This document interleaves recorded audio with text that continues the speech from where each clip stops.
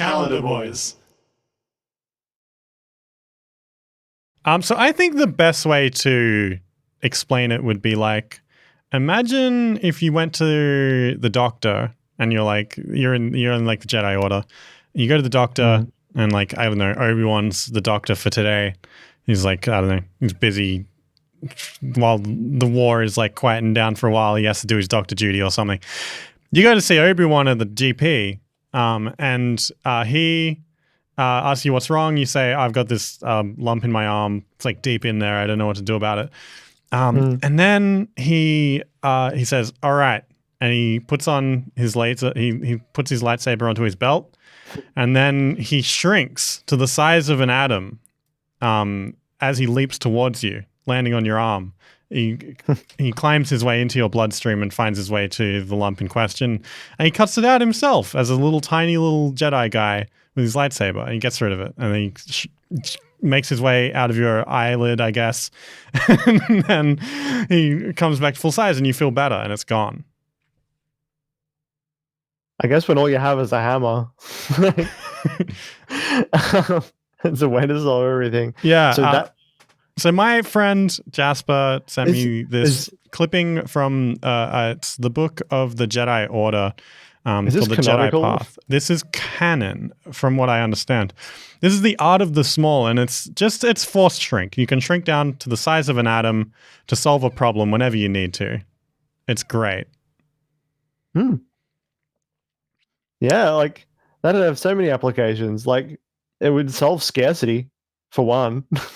Like all the Jedi and they could have like a Jedi planet or whatever. It's real little, or it's just the town on it is real little, and they can just live off crackers for years. I mean, we thought the Jedi went extinct, but what if there's just some little Jedi out there? They collectively like gathered together their force energy and force shrunk their world to the size of a coin. It's like Doctor Who and the planet disappearing into another timeline or whatever happened in that. But yeah, it's like Men in Black. They've like shrunk down to the collar on a cat, the gem in the thing. Yeah. Do they turn back? Like, what do they have to put effort into going back? Is there like a timer on it, or like? Well, I mean, this isn't in the movies, so I don't have a lot of information about it because I haven't personally consumed a lot of the lore. I'm guessing this is one of those like J.K. Rowling things that gets mentioned once and never ever again. Yeah, it's just sort of like, yeah, it's totally a thing. Where is it in the story? Well, it's really it would really take a lot of attention off. Well, in the Clone Wars TV show, they all got on a bus and they shrunk down and went on an anatomy adventure. You remember that one? It's just the Magic School Bus episode of Star Wars. No, I don't think they ever mentioned it again. But it is a very interesting concept, and it does very much expand my enjoyment of the Star Wars series quite a lot. I guess it doesn't come into Star Wars movies because like it would very much take you get halfway through like Revenge of the Sith, and then like one of the characters casually shrinks down, like sneaks into the enemy base, goes back up to normal size, and everyone's like, wait a minute, wait, are we not going to talk about this ever again in Star Wars? Yeah. So I think there's a lot of powers we don't know about that are going on in Star Wars. They're straight up wizards with that level. Like you in the movies, it's just like, I'm gonna make this thing float. It's telekinesis and they can jump good. But like they're actually wizards. Yeah. They can shrink things. They can shoot lightning. I mean, that's still telekinetic-ish, or like psychokinetic, science fiction-y feeling. So I'm wondering if we could come up with some better powers than they use in the movies and just insert them into the canon as like a little side note. And I think we should go to the lab for this, but like, what are your thoughts? What should we do? What should we do in there? Let's just workshop some different techniques that could add a bit more variety, because you've watched when you've watched one Star Wars lightsaber fight, they jump around, they do some backflips. How could they be more creative with these crazy tactics? Oh, just like side note before we jump in, another power is just like the Sith lightning, but good. It's like just a different color. Oh. What? Yeah. Okay. Anyway, let's go to the lab and see what we can make. Because I'm being good with this lightning. Yeah. All right. So, Star Wars. You know it. You love it. It's got a lot of magical powers in it that they show on the screen. But I mean, they've been using the same ones all the time since it started. Like force jump, force front flip, which they Laser didn't. sword. A big disappointment I have in Star Wars, the new ones at least, and I don't want to talk about the actual movies much, but they did so many flips in Phantom Menace, and then they didn't do any more for the rest of the series. Yeah. I mean, Ray did do that like Palpatine, like jump through the air and swing attack. And that's great, Like but the corkscrew jump. I wanted there to be like one of those every 4 minutes, and there wasn't. Anyway, powers. So we have the defaults. We have like force jump, mind trick, and like lightning and stuff. Those are all like fan favorites. But what would be a better power that they haven't done? You did just raise a problem of not enough time jumping. And I mean, we've already got the force jump, but there's no force flying. I mean, I'm sure they could just straight up fly. Yeah, it's just aerial like combat. Ray, like that sort of like that anime sort of style, like yeah, it's like like it's that like kicking each other through mountains and stuff. Yeah, do the Dragon Ball Z things.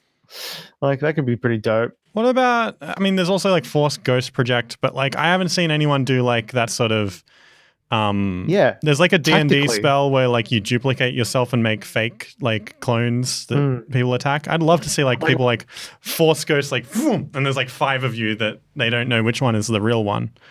Yeah, or just like playing Halo, like you just send out a ghost of you that just runs across the field, and then they go get him, and then you sneak off the other way and like hide. I'm down with that. So things that aren't just shooting fire and whatnot. What other great wizard spells or great wizard tropes exist that could just be used straight up?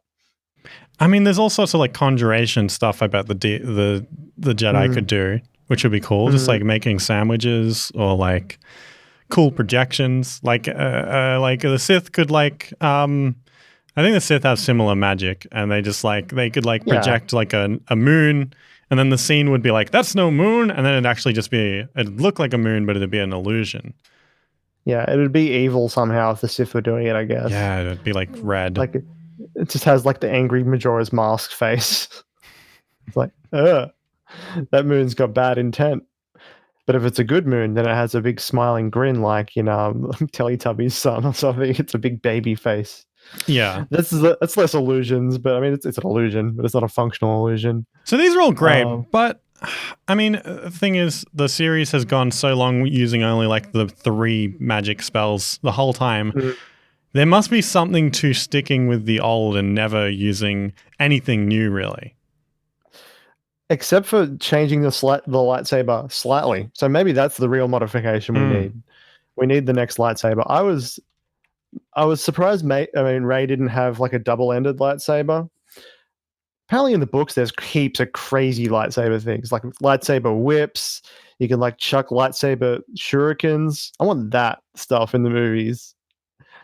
But like if we were going pure function, if I was a Jedi and making my lightsaber sword, I'd make my lightsaber sword capable of being a gun.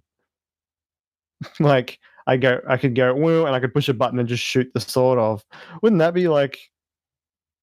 break the game to some extent?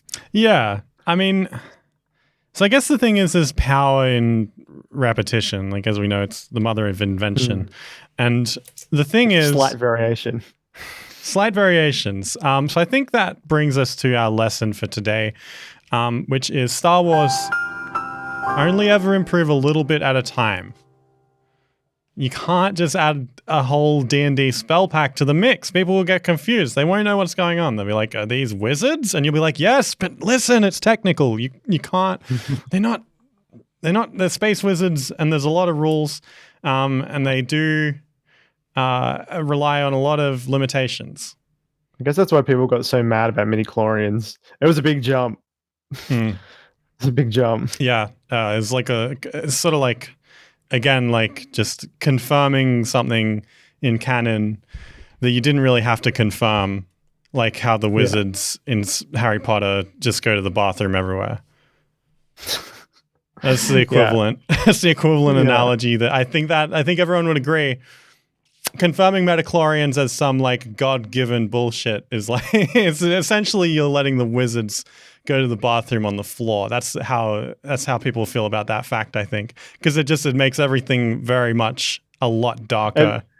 It definitely decays the magic. I mean, I love midichlorians, but I'm a bio nerd, so like I just like that little machine that you can like put the blood in to detect them. Yeah. You can just do a blood test to see if you're magic. Like, that's great. Perfect. Efficient. Yeah. Instant classism. Right. We're out. Anyway, this has been capitalism.